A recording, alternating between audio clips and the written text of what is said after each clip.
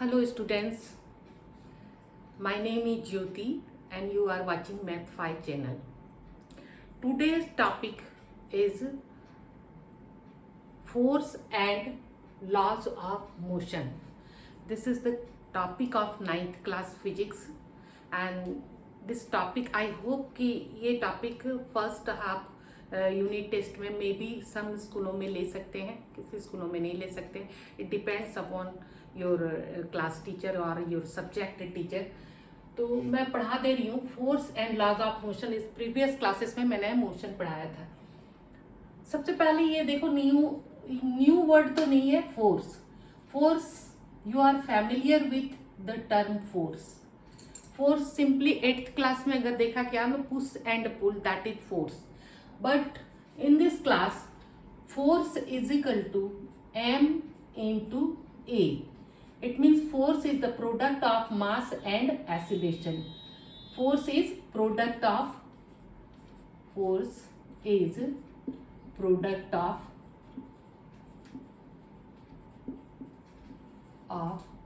mass and acceleration. Unit of force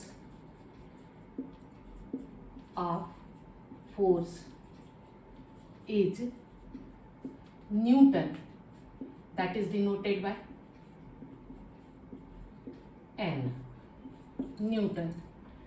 1 Newton is equal to 1 kg mass if mass is 1 kg, and acceleration 1 meter per second square. This is the question, short question generally पूछा जाता है. Define 1 Newton.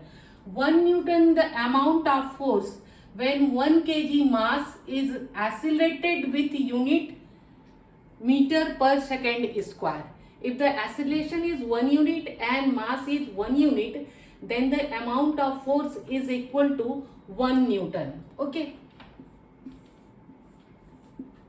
First law. उसके बाद इसके बाद force का मैंने देखा. तो अब force, there are two type of force. One is balance force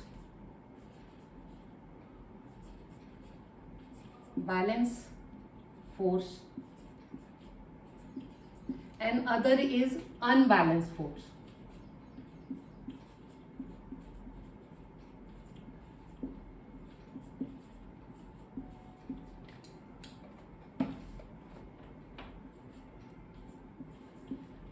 Balanced force, suppose there is a body, one force is acting in this direction, other force is acting in opposite direction, and the magnitude of both the force is equal.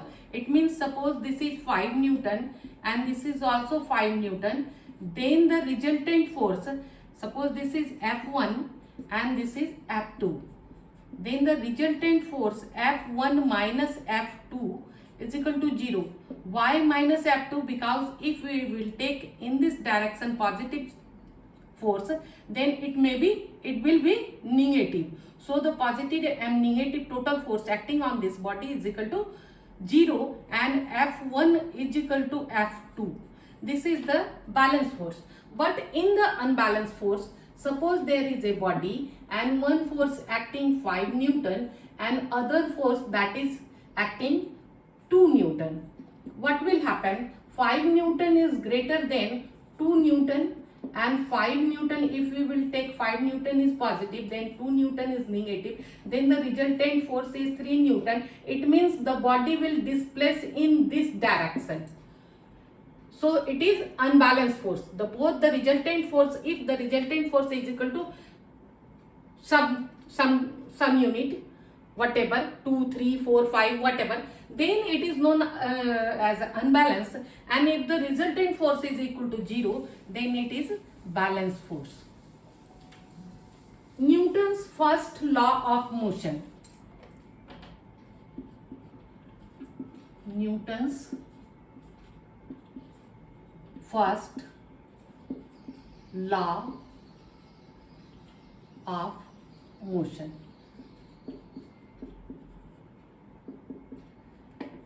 According to Newton's first law of motion, a body want to stay in one position if an external force applied on it. If a body want to stay in one position unless and until an external force applied on it. If external force applied in and try to change this position, body want to stay in one position unless and until unbalanced force try to change its position or tried. ठीक है, तो statement मैं लिख नहीं रही हूं. तो इसमें जो है बॉडी पर फोर्स ये क्या है, स्टेबल रहेगा. स्टेबल कब रहेगा स्टेबल? अगर इस पे फोर्स कोई नहीं लगाया, अगर suppose there is no force acting on this body, it means it is in stable form. अगर ये कांस्टेंट है, अगर मोशन में कांस्टेंट में है तो ये कांस्टेंट में रहेगा. Suppose a body is moving in this direction, if an external force is not applied on this body, then it will in motion. It means if a body in rest, it will remain in rest.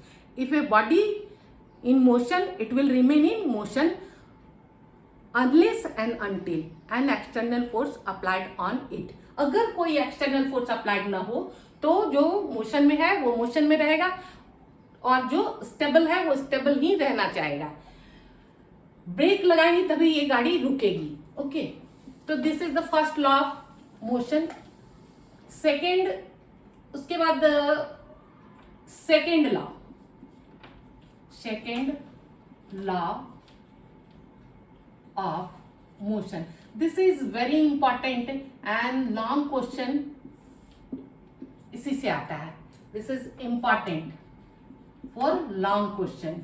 Long question में क्या होगा, इसमें question कैसा होगा कि derive the second law of equation of motion, derive the second law of force और derive F is equal to M into A, ऐसे लिखा रहेगा. ठीक है, और the relation between force and acceleration, derive the relation between force and acceleration.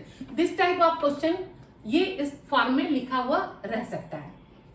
तो अब देखो सेकेंड लॉ ऑफ मोशन क्या कहता है. Newton's according to second law of motion, applied force is directly proportional to the rate of change of momentum. Applied force is directly proportional to the rate of change of momentum. According to Newton, मैं statement नहीं लिख रही हूं. According to Newton's second law of motion, applied force is directly proportional to rate of change of motion. तो मैंने ये कहा कि applied force is directly proportional to the rate of change of momentum. ये स्टेटमेंट हो गया. आप statement इसको लिख दोगे, मैंने मैथमेटिकल फॉर्म में लिखा है. अब एक वर्ड आया है मोमेंटम, तो पहले मैं मोमेंटम को थोड़ा इंट्रोड्यूस कर दूं, मोमेंटम के बारे में बता दूं. तो momentum is denoted by P, and P is equal to the product of mass into velocity. P is equal to mass and velocity. ये आप डेफिनेशन में लिख सकते हो कि momentum is the product of mass and velocity. Momentum is product of mass and velocity. अब ये देखो, इसको दूसरा ये भी लिख सकते हो कि amount of motion, amount of velocity, that is also momentum. इस मोमेंटम का देखो तो P को अगर मैं लिखूं, क्या लिखूं, मास का केजी लिखूंगी और इसका मीटर पर सेकेंड लिखूंगी. तो unit of momentum is KG meter per second. Momentum is clear. Second law of motion पे आते हैं. सेकेंड लॉ ऑफ मोशन, तो रेट, इसमें क्या करोगे, सबसे पहले static, this is the long question, so you have to write each and every term clearly. अगर नहीं लिखते हो हाफ मार्क्स आपके कट सकते हैं, तो आप मार्क्स कटने मत दो. तो let us consider a body, let a body moving with moving with initial velocity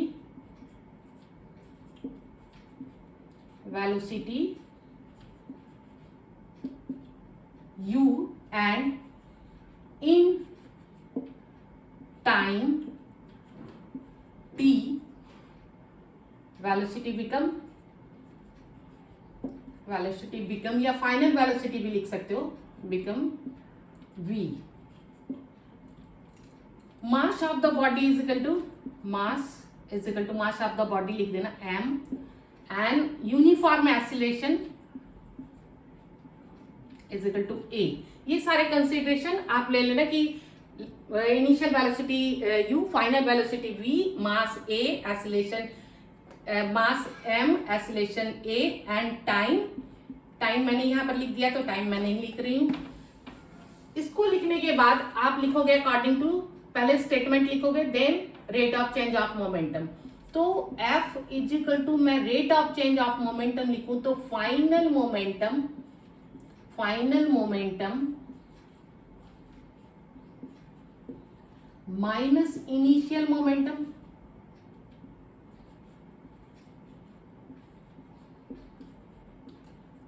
by time.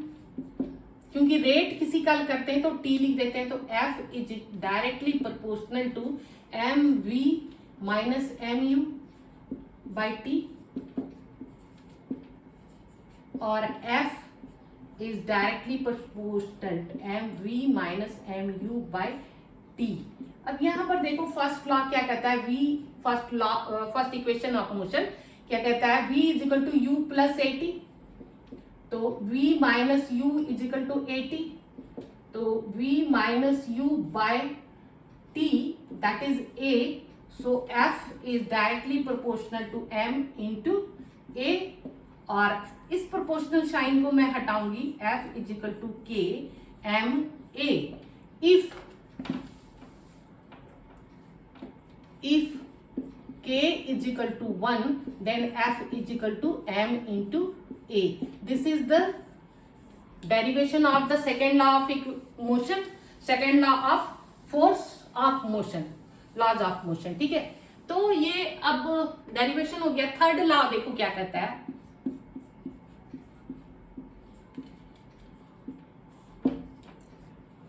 अगर आपने किसी को अच्छे से बोला तो वो क्या करेगा, अच्छे से बोलेगा. अगर आपने किसी को थप्पड़ मारा तो वो थप्पड़ मारेगा. अगर आपने किसी को गाली दी तो वो भी गाली देगा. तो action and reaction equal and opposite. अगर आप सपोज कि किसी यहां पर फोर्स अगर लग रहा है तो अपोजिट में इक्वल एंड अपोजिट फोर्स लगेगा. तो थर्ड लॉ कहता है action and reaction equal and opposite. Action and reaction always equal and opposite.